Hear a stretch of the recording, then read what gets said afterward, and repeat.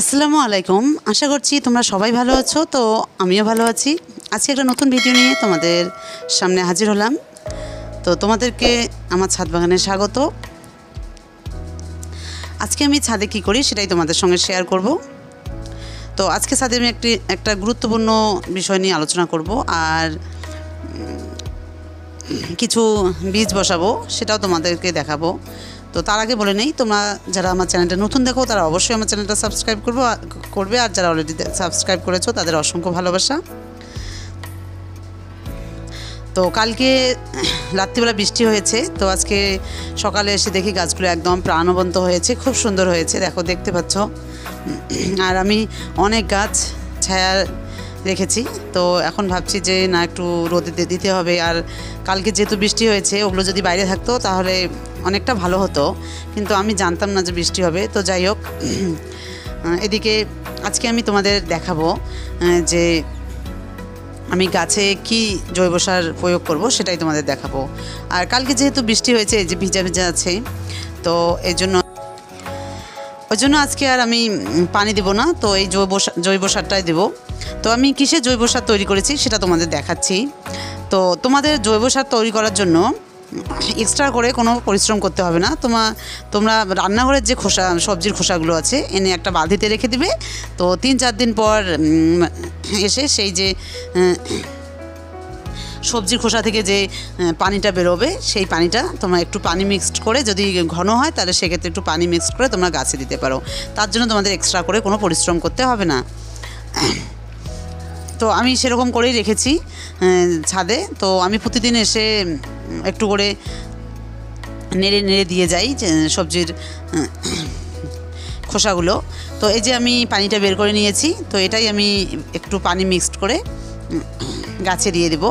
আর আজকে আর গাছে আমাকে কোনো পানি দিতে হবে না, যেহেতু কালকে বৃষ্টি হয়েছে, তো এটা দিলেই হয়ে যাবে। তো আমি সকাল সকাল এসেছি, এখন বাজে সকাল 7টা। তো আমার মেয়েরও স্কুল ছুটি পড়ে গেছে, আর তো আমি সকাল সকাল এসে কাজ করে তারপর আমি ঘরে চলে যাব, তখন আমি আমার ছেলে মেয়েকে পড়াতে পাবো। তো যাই হোক, আমি এই জন্যই সকাল চলে আসলাম ছাদে। তো এই যে দেখতে পাচ্ছ কত সুন্দর একটা জৈব তরল সার তৈরি হয়েছে। আর এটা এত গাছে উপকারিতা, মানে তোমরা ভাবতে পারবে না, ম্যাজিকের মতো কাজ করে। যে তোমরা অবশ্যই এরকম তরল সার বানিয়ে অবশ্যই তোমরা গাছে দেবে, তাহলে সেক্ষেত্রে ফুল ফল ঝরার কোনো সম্ভাবনা থাকবে না, আর গাছের গোড়াও শক্ত হয়। মানে খুবই একটা ভালো একটা তরল সার। তো আমার তরল সারটা যেহেতু ঘন হয়েছে, সেক্ষেত্রে আমি একটু পানি মিক্সড করে নিলাম। আর এই যে জৈব সারগুলো এরকম করেই তোমরা ঘরেই বানাতে পারো, তোমাদের বাজার থেকে আর রাসায়নিক সার কিনে আনতে হবে না। আর যদি কোনোদিনও রাসায়নিক সার লাগে, তা সেক্ষেত্রে যদি গাছে সে ক্রিটিক্যাল পরিস্থিতি হয়, তো সেক্ষেত্রে তোমরা রাসায়নিক সার ব্যবহার করতে পারো। তো যাই হোক, এই যে আমার তরল জৈব সারটা একদম রেডি। এবার আমি এটা গাছে দিয়ে দিব। তোমরা গাছে 1 মগ করে দিয়ে দিবে। আর এটা তোমরা অন্তত পক্ষে 15 বা 1 মাস পর দেবে, আর তোমাদের গাছগুলো ভালো থাকবে। এই যে আমি সব গাছে এবার এই তরল জৈব সারটা দিয়ে দেবো। তো তোমাদের কাছে একটাই রিকোয়েস্ট, তোমরা প্লিজ আমার চ্যানেলটা যারা দেখো তারা অবশ্যই আমার চ্যানেলটা সাবস্ক্রাইব করবে, আর লাইক করতে ভুলবে না। আর যদি কোনো জানার থাকে তাহলে অবশ্যই কমেন্ট করে জানাবে। 1 মগ করে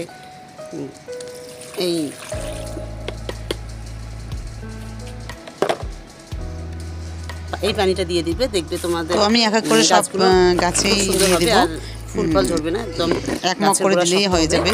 তো যাই হোক, দেখো কত সহজ পদ্ধতিতে আমি একটা ঘরোয়া জৈব তরল সার তৈরি করলাম, আর সব থেকে ইজি পদ্ধতিতে, একদম পরিশ্রম ছাড়াই। তো আমি সব গুঁড়ায়।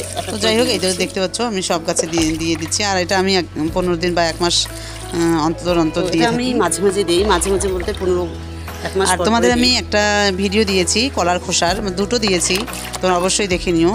আর তোমরা যে কলার খোসাটা যখন খাবে, যদি তোমাদের মনে হয় যে গাছে অনেক দিন আগে দিয়েছো, তাহলে সেক্ষেত্রে সেই কলার খোসাটা কেটে তোমরা গাছের গোড়ায় পুঁতে দিতে পারো। আর আমি ওরকম একটা ভিডিও দিয়েছি, তোমরা অবশ্যই দেখে নিও।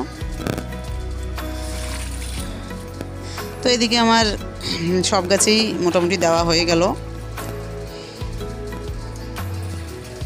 আর আজকের ওয়েদারটাও অনেক ভালো, কারণ কালকে বৃষ্টি হয়েছে, কিন্তু আজকে মনে হয় বৃষ্টি হবে না, রোদ উঠেছে একটু হালকা হালকা, কিন্তু তবুও ওয়েদারটা একটু ভালোই লাগছে। যাই হোক, এদিকে আমার গাছের সব গাছেই দেওয়া হয়ে গেল।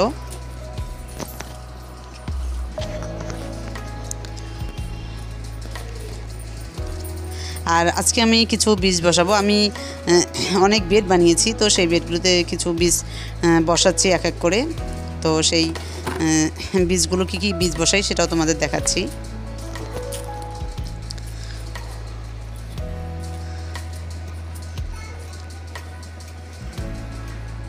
আর আমার যে ছোট্ট ছাদ বাগানটা আস্তে আস্তে অনেক বড় হচ্ছে, আমার খুবই ভালো লাগে। আর ছাদে গাছ করা এখন তো একটা ভালোবাসায় পরিণত হয়েছে।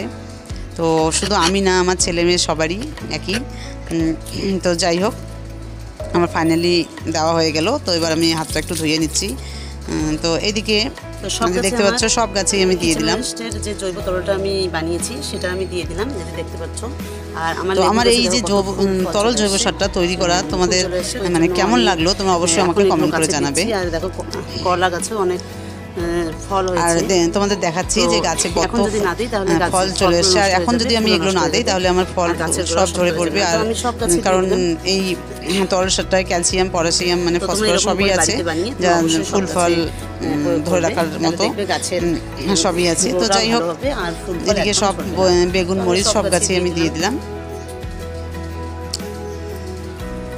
আর একদম ইজি পদ্ধতিতে তোমরা যে রান্নাঘরে যে, তো আমি তোমাদের ভালো করে দেখাচ্ছি। দেখো, তো ওই পানির কালারটা পুরো চেঞ্জ হয়ে গেছে। পানিতে ভিজিয়ে রাখবে, সেই পানিটা যে বের হবে ওই পানিটাতে, যখন পানিটা বেশি ঘন হয় তাহলে সেক্ষেত্রে তোমরা সেখানে পানি মিক্সড করে তোমরা সব গাছের গোড়া দিয়ে দিবে।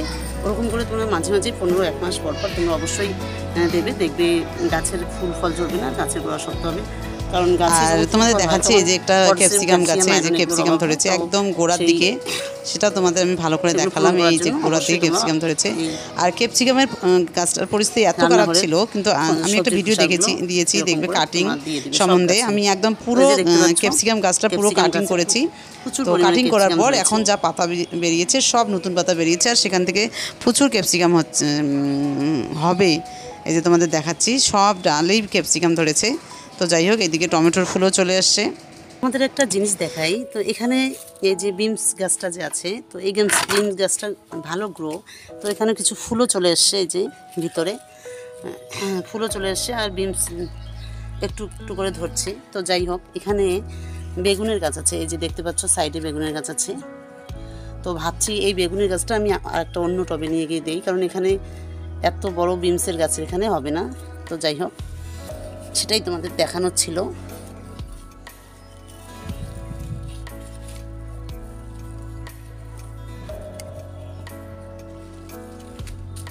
তো এই যে বেগুনের গাছটা তুললাম, তো এটা নিয়ে গিয়ে এবার টব বেডে বসাবো।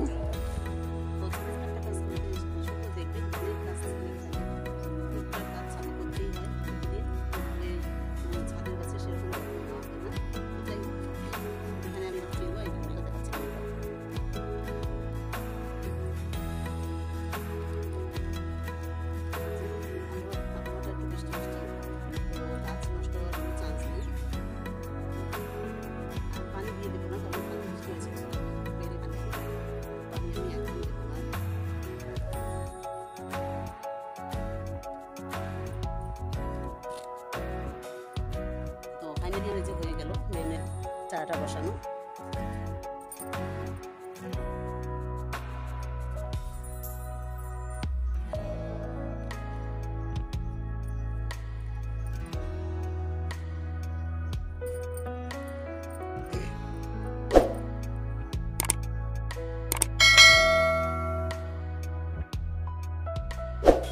আর কিছু ঢেঁড়স আজকে ছিঁড়তেই হবে, তো এগুলো আমি আজকে ছিঁড়ে নিয়ে যাই।